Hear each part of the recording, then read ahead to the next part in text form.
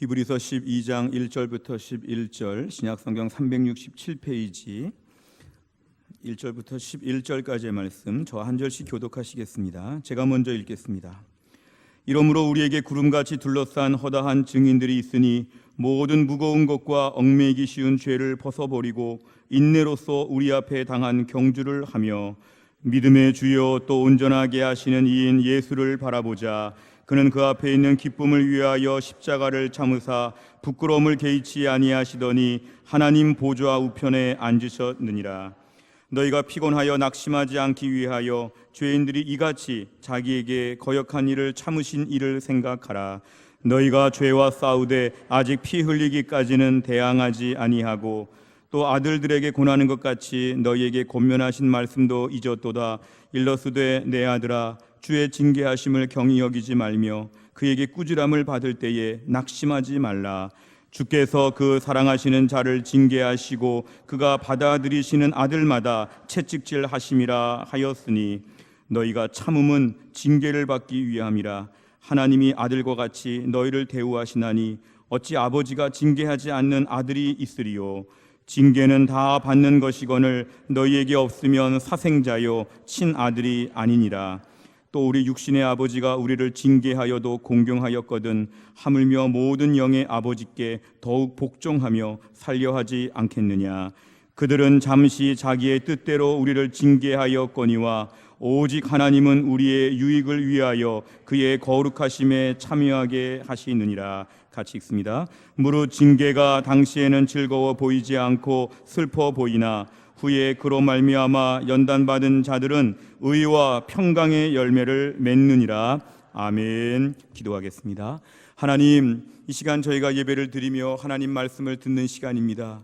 하나님 말씀을 선포하는 주의 종을 성령 충만하게 하셔서 하나님 말씀을 권세 있고 능력 있게 선포하게 하여 주옵소서.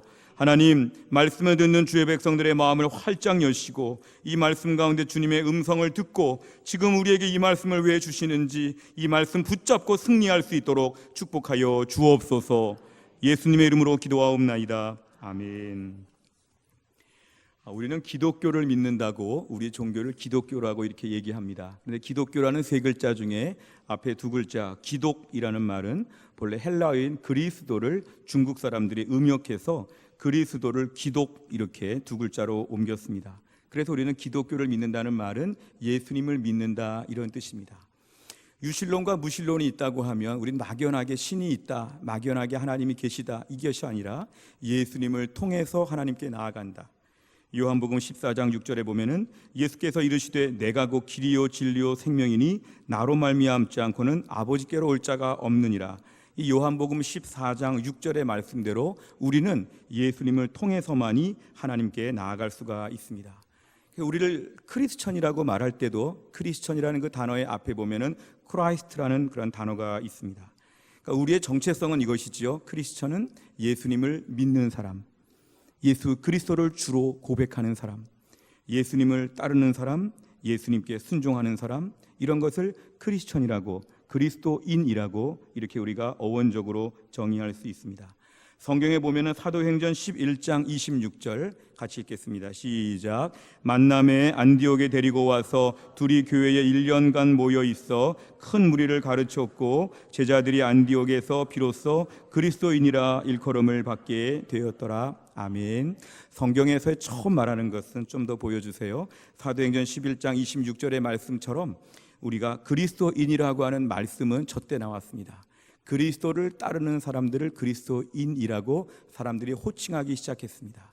근데 저 단어는 처음에 경멸조의 말이었습니다. 우리말로 하면 예수쟁이들, 괴팍하게 뭔가 유별난 사람들, 그러니까 뭔가 그리스도인 그러면 조금 이렇게 기분 나쁘게 함부로 우습게 보는 이런 말투였습니다. 근데 초대교회 때 성도들을 보면 저런 말을 들으면서도 그리스도인이라고 하는 말을 자랑스럽게 생각했습니다. 베드로전서 4장 16절 만일 그리스도인으로 고난을 받으면 부끄러워하지 말고 도리어 그 이름으로 하나님께 영광을 돌리라. 그러니까 성도들은 그리스도인이라고 하는 자신들의 호칭에 대해서 이걸 자랑스럽게 생각했습니다. 그리스도인 그러면 직장에서 어려움을 당할 수도 있고 그리스도인 그러면 친구들이 우습게 볼 수 있음에도 불구하고 나는 그리스도인이야. 나는 그리스도를 믿어. 나는 그리스도를 따라, 나는 그리스도를 순종하고 나아가고 있어, 이런 식으로 말하기를 부끄러워하지 않고 굉장한 프라이드를 가지고 그리스도인이라는 단어를 썼다는 것입니다. 그러니까 초대교회 시절에 많은 성도들은 자신들의 입장을 항상 그리스도인이라고 이렇게 하면서 그리스도 중심적인, 나는 예수 믿는 사람, 이런 것이 매우 분명하게 이것을 밝히고 다녔다는 것입니다. 저는 말씀을 묵상하면서 우리가 오늘날도 나 자신을 그냥 교인, 그냥 성도, 그냥 교회를 다니고 뭐 이런 식으로 조금 애매하게 말할 수 있지만 우리 정체성을 매우 선명하게 밝힌다고 하면 우리는 그리스도인, 크리스찬, 예수 믿는 사람, 이것을 저희는 놓치지 말아야 됩니다. 우리가 정말 예수님을 나의 정체성이라고 생각하고 예수님의 이름을 나에게 꼭 붙이고 다니는지를 한번 돌아보면 실제로는 교회를 오랫동안 다녔지만 예수님과는 조금 무관한, 예수님의 이름과는 별로 관계가 없는, 우린 그러한 식의 신앙생활도 오랫동안 하고 있습니다. 나는 정말 그리스도인인가? 나는 정말 예수님 믿는가? 나는 예수님을 얼마나 알고 있는가? 나는 정말 예수님과 친한가? 예수님과 매일 교제하는가? 그 예수님을 닮아가려고 하는가? 그 예수님의 마음을 좀 아는가? 그 예수님을 위해서 뭔가 일하려고 하는가? 그 예수님 다시 오신다는데 정말 기다리고 있는가? 예수님이 내 머리와 생각과 내 삶에 꽉 차 있는가? 가만히 돌아보면 그렇지는 않은 것 같습니다. 직분도 있고 교회 봉사도 하고 때로는 리더가 되어 교회를 섬기기도 하지만, 그리스도인이라고 이름도 가지고 있지만, 기독교라고 내 종교를 밝히고 있지만 예수님이 그렇게까지 내 삶에 많은 비중을 차지하는 것은 조금 자신이 없을 때가 많습니다. 그냥 교회를 다니는 거지, 그다음에 하나님 믿는 거지, 이런 식으로 좀 애매하게 말하던 버릇, 그리스도 예수, 그리스도 예수, 이러한 삶이 있어서 우리가 얼마나 무게를 두고 있었는지는 좀 돌아봐야 됩니다. 성경에 보면 갈라디아 6장 17절에 내가 내 몸에 예수의 흔적을 지니고 있노라. 사도 바울은 자신의 몸에 예수의 흔적, 낙인이 찍혀 있다고 합니다. 도장을 꽝 찍었다는 것이죠. 예수 믿는 순간에 우리 몸에 마치 무슨 가축에다가 도장을 딱 찍듯이 우리 몸에 어딘가 도장이 팍 찍혀가지고 그리스도인, 예수 그리스도인, 뭔가 이러한 흔적이 남았다고 사도 바울은 고백하는데, 우리들은 내 몸에는 흔적이 없는 것 같은데, 내 몸에 어디 도장이 찍혀 있을까? 내 몸에 온몸을 다 살펴봐도 내 몸에 도장은 별로 없는 것 같은데 나는 왜 낙인이 안 쪄 있고 흔적이 없지? 좀 이럴 때가 우리 삶에는 종종 있습니다. 고린도후서 2장 15절에 보면 우리는 구원받는 자들에게나 망하는 자들에게나 하나님 앞에서 그리스도의 향기라고 했습니다. 예수 믿는 사람들은 예수님의 향기라는 것이죠.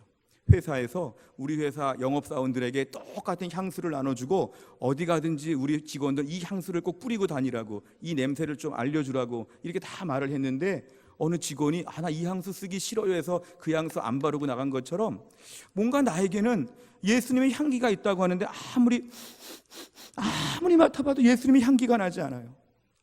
아무리 맡아봐도 그리스도의 향기라고 했는데 그리스도의 향기가 어디 있는 것인지, 과연 내가 예수를 믿는데 나에게 왜 그리스도의 향기가 별로 나지 않는지, 뭔가 우리 자신을 돌아보면서 아주 정직하게, 아주 예민하게 보면 조금 뭔가 이상하지 않나? 이런 생각이 들 때가 종종 있다는 것입니다. 어떻게 보면 말세의 성도들이 자신을 크리스찬이라고, 그리스도인이라고, 기독교라고, 예수 그리스도 많이 이렇게 말을 하는데도 실제로 우리의 삶을 보면 얼마나 예수님과 밀접한가, 얼마나 예수님의 이름표를 붙이고 다니는가에 대해서는 좀 우리가 자신이 없는데, 우리가 너무 산만해서 그렇습니다. 텔레비전을 틀면 여러 가지 많은 뉴스들이 나오고요, 우리 삶에 너무 많은 것들이 나오죠. 한 주간 동안에도 몇몇 정치인들에 대한 뉴스들이 매일 나오면서 많은 정보들을 줄 때 우리가 그 정보를 습득하고 그 정보에 대해서 비판하고 그 정보를 가서 얘기하기 좋아하고, 뭔가 내가 막 그런 것들로 머리와 마음의 생각이 가득 찬데, 내가 지난 한 주간 동안 예수님을 그만큼 알았는가? 내가 지난 한 주 내 머릿속에 예수님에 대한 생각이 그만큼 많았는가? 그렇지는 않은 것 같습니다. 여름 휴가철을 다 마치고 모일 때마다 여름 휴가 때 뭐가 좋았다, 어느 맛집이 좋았다, 어디서 뭐가 즐거운 일이 있었다, 어느 영화를 보고 와서 어느 영화가 재미있었다, 어느 드라마가 재미있었다, 온갖 종류 다른 얘기들을 참 할 게 많은데, 심지어 교회 안에서조차도 모일 때마다 그런 얘기들을 참 많이 할 수 있는데, 문제는 그런 얘기가 너무 많다는 것이죠. 상대적으로 예수 그리스도 할 때 예자가 입에서 한 번도 안 나온 채 일주일을 지냈다.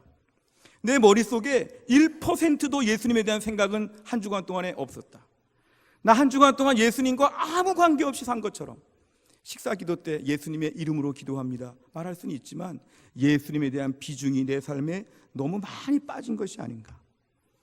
6.25에 관한 드라마나 영화를 보면은요, 6.25 전쟁 때 막 피난을 갈 때 정신없이 피난을 가니까 애들 손 잡고 등에 업고 막 그냥 급하게 피난을 가죠. 앞에서는 막 죽어가고 포탄이 날라오고 막 그런 가운데 아비규환으로 막 먼 길을 가려고, 최대한 멀리 가려고 왔죠. 근데 저녁에 먼 길을 와가지고 다 와보니까 손잡고 있는 애들은 지금 내 앞에서 앉아 있는데 포대기 속에 있던 아기가 중간에 오다가 빠졌다면, 중간에 아기가 없어졌어요. 포대기에다가 잘 쌌는데 태어난 지 얼마 안 된 말도 못하는 그 아이를 잘 안고 왔는데 이 아이는 지금 중간에 어디서 아이가 밑으로 빠졌는지 돌아가서 찾을 수도 없는 가운데 애 하나를 그냥 잃어버린 것이죠. 식구들이 다 모여가지고 저녁에 펑펑 우는 거죠. 우리 아이를 언제 빠뜨렸을까? 이 아이 언제 했을까? 아이가 어떻게 됐을까? 우리가 오늘 신앙생활 하면서 신앙생활 오래 했는데 예수님 마치 포대기에 앉는 아기처럼 귀하게 잘 모신다고 했는데 어느 순간 예수님이 안 계신 거죠. 예수님 없는 신앙생활, 예수님 없는 교회 봉사, 예수님 없는 예배, 예수님에 대해 집중하지 못했던 한 주간의 삶, 예수 없는 가운데 신앙생활 분주하게 하면서 피곤하고 짜증내고 비치고 어려운 가운데 살았다면 우리가 오늘 자신을 돌아봐야 한다는 것입니다. 과연 우리는 예수님이 계신가? 내 머릿속에 한 주간 동안 예수님을 좀 생각해 봤는가? 내가 한 주간 동안 예수님과 좀 교제해 봤는가? 좀 예수님에 대해서 마테마가 누가 요한을 좀 보든지 좀 예수님을 좀 많이 알았는가? 예수님에 대한 부분이 내 삶에 너무 비고 있고 빠져가진 않은가? 남들 앞에 크리스찬이라고 하는데도 불구하고 내 삶에 예수님은 얼마나 계신 분인가? 이걸 깊이 돌아보게 되면 저희는 우리 자신의 한없이 모순됨을 발견하게 됩니다. 존 메가더 목사님의 책 중에서 복음을 부끄러워하는 교회, Ashamed of the Gospel이라고 하는 그 책을 보면은 현대 교회가 복음을 부끄러워한다 그랬습니다. 다른 말로 하면 현대 교회가 예수님 말하기를 부끄러워한다는 것이죠. 우리 교회는 대단한 사람들이 나와요. 우리 교회 오세요. 국회의원이 나오고요, 연예인이 나오고요, 시장이 나오고요. 우리 교회는 대단한 사람들이 나오는 든든한 교회예요. 우리 교회는 연예인들이 나와요. 우리 교회는 돈 많은 무슨 회장님이 나와요.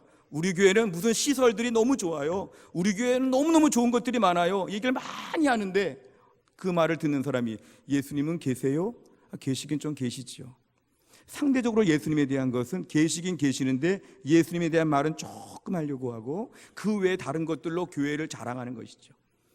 예수님에 대해서 말하는 것은 부끄러운데 예수님 말고 우리 교회는 이웃을 많이 도와요. 우리 교회는 무슨 방송에 나왔어요. 우리 교회는 무슨 일을 했어요. 할 말이 많은데 예수님이 계시냐니까 그 예수님은 계시기야 계시지요. 근데 조용히 계시죠. 우리가 오늘날 복음을 부끄러워하는 교회, 예수님 말하기를 부끄러워하는 교회, 오늘날 교회가 올바로 자리를 잡지 않으면 우리 교회는 이 말세지 말에 예수님에 대한 예자도 먹으려는 교회로 엉뚱한 교회로 갈 수 있다는 것을 기억해야 됩니다. 오늘 본문의 말씀 보시면 이 히브리서 12장의 말씀은 11장까지 믿음의 사람들 얘기를 다 한 다음에 내가 힘들고 어려울 때 이 믿음의 샘플들을 보고 믿음으로 열심히 살아봐라, 이렇게 지금 1절에서 믿음의 샘플들을 얘기했지만 2절에 올라오면은 샘플 중에 최고는 뭐냐면 예수 그리스도를 바라보는 것이다. 한번 2절 같이 읽겠습니다. 시작. 믿음의 주여 또 온전하게 하시는 이인 예수를 바라보자. 그는 그 앞에 있는 기쁨을 위하여 십자가를 참으사 부끄러움을 개의치 아니하시더니 하나님 보좌 우편에 앉으셨느니라. 아멘. 오늘 본문에 이것입니다. 너희가 예수를 바라봐야 된다. 신앙생활하는 건 예수를 바라보는 것이다.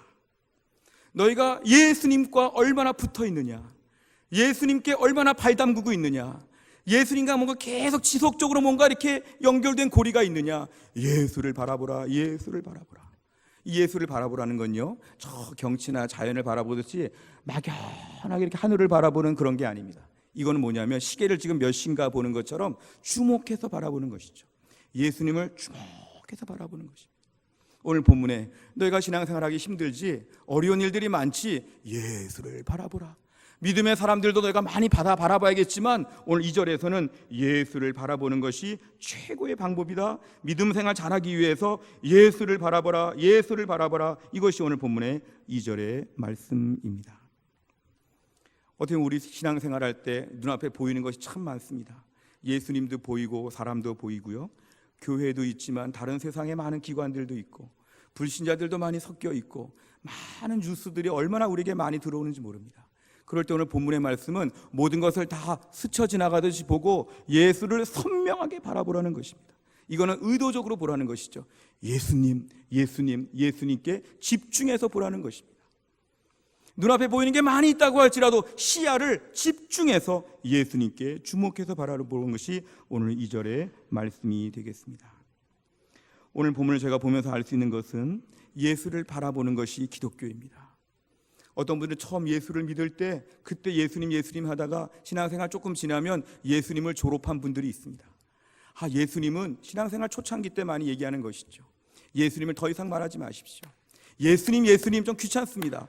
해성교회는 고만 예수님 얘기하시고 복음에 대한 얘기 그만하시고 예수님의 뭐뭐뭐 좀 다른 얘기 좀 해보십시오. 예수님의 사랑, 예수님의 정신, 예수님의 복지, 예수님의 모든 인류 사랑에 대한 마음들, 예수님의 다른 것들을 많이 얘기하고 예수님은 좀 넘어갑시다, 예수님은 좀 패스합시다, 이런 이야기를 말세할 수 있습니다. 제가 대학 다닐 때 한참 이념으로 데모도 많이 하고 이럴 때 학교 안에서는 보면은 급진적인 운동권이 있었습니다. 그래서 신학 중에도 민중신학, 해방신학, 자유주의 신학들이 많이 있었죠. 그런 것이죠. 예수님의 정신으로 사회를 바꿔보자, 예수님의 사랑, 예수님의 헌신, 예수님의 그러한 모든 좋은 것들을 가지고 이 사회를 섬겨보자. 근데 문제는 예수님이라는 것은 단지 이름이고 예수님 뒤에 것에 무게를 뒀습니다. 예수님의 사랑으로 세상을 바꿔보자, 예수님의 마음으로 세상을 돌아보자, 예수님의 정신을 찾아보자. 그러면서 어느새 예수님은 다 밑에 빠졌죠. 예수님 없는 거죠. 예수님을 통해서 능력이 생기고 예수님의 말씀이 기준이 돼야 되고 예수님과 뭔가 연결돼야 되는데 그 연결고리를 다 잘라버리고 예수님의 뭐뭐뭐, 예수님의 뭐뭐뭐. 기독교는 예수님의 뭐뭐뭐를 가르치는 것이지 예수님을 가르치는 건 아니다. 어떤 신학자는 이렇게 말했습니다. 하나님을 예수님의 손가락으로 가르쳤다는 거죠. 그럼 우리는 예수님 가르친 손가락만 봐야지 이 예수님을 저희가 공부할 필요는 없다는 거죠. 우리가 어느 지역에 가면 처음에 집을 얻을 때 부동산 업자랑 부동산 중개업 하시는 분들이랑 집을 이렇게 얻을 수 있죠. 그런데 집을 사거나 전세 얻으면 그분과 별로 이제 교제할 일은 또 없죠. 마치 예수님을 그렇게 중개업 하시는 분처럼 예수님을 통해서 하나님께 나아갔으니까 그 예수님은 신앙생활 초창기에 손가락에 불과해. 이 손가락 자체를 믿을 것이 없고 손가락에 의지할 것이 없고 하나님께만 나아가면 돼. 예수님은 좀 얘기 그만하자. 이것이 많은 현대 계몽주의 이후의 자유주의 신학이고 이것이 오늘 현대 교회의 많은 사상들입니다. 우리가 오늘 기억할 것은 기독교는 예수님 빼면 기독교가 아닙니다. 기독교는 예수님에 관한 것이 제일 중요합니다. 예수님에 관하여 충분히 알고 그 예수님을 만나고 그 예수님의 은혜를 체험한 사람들이 하나님께 순종하여 이 사회를 위해서 일하는 것이지, 그 예수님 패스하고 나서 나의 개인적인 열정과 개인적인 생각을 가지고 예수님의 뭐뭐뭐를 가지고 사회를 바꿔보려는 것은 기독교의 정통이 아니라는 것을 분명히 알아야 합니다. 가끔 우리 여름 성경학교 할 때 보면은요, 우리 아이들이 교회 앞마당에서 무슨 물놀이 할 때가 있습니다. 그럼 화장실에서 호스를 연결해서 물을 바깥으로 내보내서 아이들이 무슨 게임도 하고 이렇게 물도 놀고 하죠. 근데 어쩌다 보면 바깥에서 아무리 호스를 흔들어도 물이 안 나올 때가 있습니다. 알고 보니까 화장실에 연결된 호스가 떨어져 가지고 물이 지금 글로 안 가는 것이죠. 호스에 문제가 생긴 것이죠. 우리가 오늘 신앙생활하는 것은 예수님과 연결된 호스가 튼튼해야 됩니다. 예수님을 건너뛰어서 예수님이 없는, 예수님의 약화된 이런 기독교를 저희가 붙잡는다고 하면 오늘날 우리 신앙생활은 아무 힘을 발휘할 수가 없고 성경적인 기독교가 될 수 없다는 것을 저희는 분명히 알아야 됩니다. 오늘 제가 붙잡아야 될 것이죠. 신앙생활 따라해 보실까요? 신앙생활은 예수님 바라보는 것입니다. 아멘. 이런 믿음 주시기를 주의 이름으로 축원합니다. 신앙생활은 처음도 예수, 중간에도 예수, 마지막에도 예수님, 예수님밖에 안 계신 것이죠. 해성교회가 예수님 강조하고 복음 강조하면 아직도 교회가 수준이 너무 낮다, 이것이 아니라 이게 기독교이기 때문에 이 얘기 빼놓으면 기독교가 아니기 때문에 2학년, 3학년 될 필요가 없다는 것이죠. 복음은 예수님에 대한 구원의 소식입니다. 우리는 예수 믿고 구원받는 게 제일 중요합니다. 이 사회는 예수님 만나야 회복될 수 있다는 걸 믿으시기를 바랍니다. 우리 교회는 끊임없이 오직 예수님, 오직 예수님을 계속 강조하는 교회로 이 가을에 뛰어가야 합니다. 오늘 본문의 4절과 5절 한번 같이 읽어볼까요? 4절과 5절입니다. 시작. 너희가 죄와 싸우되 아직 피 흘리기까지는 대항하지 아니하고 또 아들들에게 권하는 것 같이 너희에게 권면하신 말씀도 잊었도다. 일러스되 내 아들아 주의 징계하심을 경히 여기지 말며 그에게 꾸지람을 받을 때에 낙심하지 말라. 아멘. 4절과 5절을 보면은 오늘날 우리들의 신앙생활에 있어서 예수를 바라보지 않게 되면 두 가지 문제가 생깁니다. 4절 좀 보여주실까요? 우리가 오늘날 예수님께 붙어있고 예수님 바라보지 않으면 죄와 싸울 의지가 떨어집니다. 이렇게 생각하죠. 싸울 수가 없어. 나는 죄보다 약해. 나는 죄보다 약해. 오늘 그냥 적당히 살자. 그냥 천박하게 살자. 그냥 지저분하게 살자. 그냥 천국만 가면 되지. 뭐 죄와 그렇게 싸우냐. 적당히 살자. 이런 마음이 든다는 것이죠. 예수님을 바라보면, 선명하게 주님을 묵상하면 주께서 우리에게 힘 주시고 능력 주시어 싸우게 하시고 이기게 하실 텐데, 예수님을 바라보지 않으니까 자신감이 없죠. 다 넘어가죠.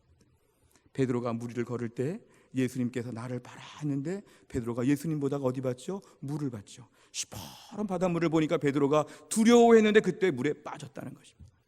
우리가 오늘 예수님을 바라보는 시야가 분명해야지만 우리가 오늘 죄와 싸울 수 있는 힘을 공급하여 주신다는 것입니다.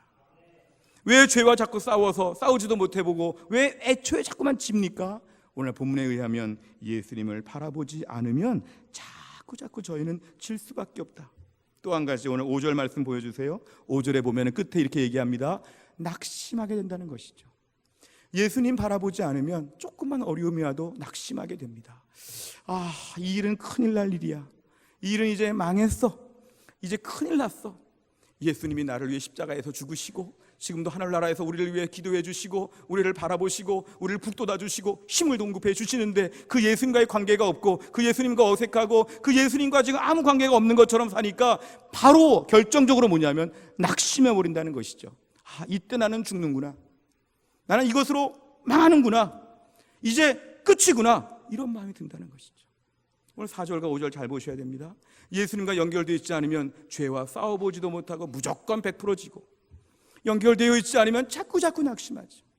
오늘 본문에 징계에 대한 말씀들이 길게 나오는데요, 6절부터 10절을 제가 한번 쉬운 성경으로 읽어드리겠습니다. 잘 들어보십시오. 주님께서는 사랑하는 자에게 벌을 주시고 그의 아들로 받아들인 자들을 채찍질 하신다. 따라서 여러분이 받는 고난을 아버지의 훈계로 알고 견디십시오. 하나님께서는 아버지가 자기 아들에게 벌 주듯이 여러분을 대하시는 것입니다. 아들을 훈계하지 않는 아버지는 어디에도 없습니다. 아들이면 훈계를 받게 마련입니다. 만일 여러분에게 아무 훈계가 없다면 여러분은 사생아이며 참아들이 아닙니다. 우린 이 땅에서 모든 육체의 아버지가 있습니다. 그 아버지가 우리를 훈계한다 해도 공경하는데 하물며 영의 아버지의 훈계를 받아들여야 하는 것은 말할 필요도 없지 않습니까? 그렇게 할 때 우리는 생명을 받게 되는 것입니다. 이 땅에서의 아버지는 그들이 가장 좋다고 생각하는 대로 우리를 벌합니다. 그러나 하나님께서는 우리가 그분의 거룩하심을 닮게 하기 위해 벌하십니다. 아멘. 삶의 막다른 골목에 힘들고 어려운 일이 있습니다. 가난도 있고 질병도 있고 상처도 있고 많은 어려움들이 지나갑니다. 이럴 때 이걸 감당할 수 있는 힘은 예수님께 붙어 있어야 됩니다. 예수님 바라보면 주께서 우리에게 내가 지금 너를 위해서 거룩하게 만들려고 너를 다듬고 있고 마지막은 책임질 것이고 내가 함께 한다는 확신을 더하여 주실 것입니다. 그런데 주님과 연결되어 있지 않으니까, 주님을 바라보지 않으니까 어려움이 생기면 하나님 나를 징계하시고 나는 망했고 끝이 났고 너무 불쌍하다, 내 인생 서럽고 서운하고 너무 절망적이다고 매일 낙심하게 된다는 것입니다. 오늘 말씀은 이것입니다. 주님께 붙어 있으면, 주님을 바라보면, 주님과 연결되어 있으면 주께서 우리에게 어려움 과정을 통해서도 주의 거룩하심을 담도록 우리를 위해서 오늘도 일하신다는 것입니다. 우리 신앙생활은 다른 말로 하면 예수 안에 사는 삶입니다. 갈라디아서 2장 20절 말씀, 내가 그리스도와 함께 십자가에 못 박혔나니 그런즉 이제는 내가 사는 것이 아니요 오직 내 안에 그리스도께서 사시는 것이라. 내 안에 누가 사십니까? 그리스도께서 사시는 것이라. 이제 내가 육체 가운데 사는 것은 나를 사랑하사 나를 위하여 자기 자신을 버리신 하나님의 아들을 믿는 믿음 안에서 사는 것이라. 그러니까 우리 신앙생활은 바로 뭐냐면 예수 믿는 믿음 안에서 사는 것이라. 우리 신앙생활이 바로 이거라는 것이죠. 그러니까 예수님 바라보는 게 너무도 중요한 것입니다. 매일매일 예수님을 바라보고 매일매일 예수님을 묵상하고 우리 말과 생각과 모든 삶을 예수님으로 자꾸 채우지 않으면 우리가 이 모든 것들을 감당할 수가 없다는 것입니다. 요한일서 1장 2절과 3절을 보면 같이 읽겠습니다. 시작. 이 생명이 나타내신 바 된지라. 이 영원한 생명을 우리가 보았고 증언하여 너희에게 전하노니 이는 아버지와 함께 계시다가 우리에게 나타내신 바 된 이시니라. 우리가 보고 들은 바를 너희에게도 전함은 너희로 우리와 사귐이 있게 하려 함이니 우리의 사귐은 아버지와 그의 아들 예수 그리스도와 더불어 누림이라. 아멘. 오늘날 저희가 예수님께 붙어 있게 되면 우리의 가장 큰 특권은 뭐냐 하면 주님과 매일 교제할 수 있다는 것입니다. 창세기에 보면은 하나님이 사람을 하나님의 형상으로 만들었다고 할 때 이 하나님의 형상은 귀하다는 뜻도 있지만 더 중요한 것은 하나님과 교제할 수 있다는 특권입니다. 짐승들이 하나님과 교제하지 않지요. 하나님의 형상으로 지음받은 하나님의 사람만이 하나님과 교제할 수 있다는 것입니다. 그렇다면 성도의 이 땅에서의 삶의 제일 중요한 것은 예수님을 매일 만나야 됩니다. 예수님을 매일 만나야 되죠. 예수님 매일 만난다는 게 뭡니까? 매일 주님 앞에 이렇게 말하는 거죠. 주님, 오늘은 저에게 이런 일이 있었습니다. 하나님, 오늘 저는 이런 부끄러운 일을 또 저지르고야 말았습니다. 하나님, 저는 지금 매우 혼란스럽습니다. 하나님, 저는 너무 답답합니다. 내 어려운 형편과 사정을 주님 앞에 말씀드립니다. 오늘 하나님 저에게 아침에 큐티 하는데 오늘 왜 본문의 말씀을 저에게 주셨습니까? 오늘 주일 설교 이 말씀을 주시는 이유는 무엇입니까? 하나님, 저에게 최근에 계속 이런 마음들을 주시는데 하나님, 나에게 원하시는 것이 무엇입니까? 하나님, 깨닫게 하여 주옵소서. 매일 주님 앞에 대화하고 주님께 기도하고 하나님 말씀을 듣고 매일매일 주님 앞에서 주님의 은혜 가운데 머물러 있는 것이 바로 뭐냐면 주님과 교제한다는 것입니다. 우리가 한 주간 삶을 돌아보면서 주님과 얼마나 교제하십니까? 사람들을 많이 만났지요. 많은 이야기 했지요. 카톡도 많이 했지요. 문자도 많이 보냈지요. SNS도 많이 하죠. 사람들하고 분주하게 만났는데 정작 뭐냐면 하나님을 나는 만나고 있는가? 나는 예수님을 매일 만나고 있는가? 예수님께 매일매일 엎드리는가? 우리 자신을 좀 돌아볼 필요가 있습니다. 주님, 이렇게 한번 시작하고 쫙 말씀을 드리는 거죠. 우리가 마지막에 예수 믿고 천국 간다고 믿고 있다면 천국은 예수님과 영원히 교제하는 곳입니다. 내가 천국 가서 그냥 마음껏 호의호식하며 살겠다, 이건 비성경적이지요. 내가 천국 가서 주님과 영원히 교제하겠다. 그렇다면 이 땅에서 우리가 주님 만나는 기쁨을 알아야 되죠. 매일매일 하나님 말씀 앞에 서는 거, 매일 기도의 자리 가는 거, 예배 시간에 주 앞에 나오는 거, 하나님께서는 모든 것들을 기쁨으로 감당하게 된다면 이 땅에서 우리가 주님 만나는 기쁨을 우리가 누리게 된다는 것입니다. 어디를 가는 게 중요하지 않고요, 누구랑 같이 가는 게 중요하죠. 내가 정말 예수님을 매일매일 만나고 있는가? 매일매일 주님 앞에 엎드리고 있는가? 저는 어릴 때부터 신앙생활 하면서 이걸 잘 몰랐습니다. 대학교 3학년, 4학년 때 제가 선교단체에서 하나님 만나게 될 때 이거를 처음 깨달았습니다. 뭐냐 하면 매일 기도 시간에 주님께 말씀드리는 거죠. 마치 내 옆에 있는 친구에게 말하듯이, 부모님에게 말하듯이, 하나님, 오늘 제 마음이 참 이렇습니다.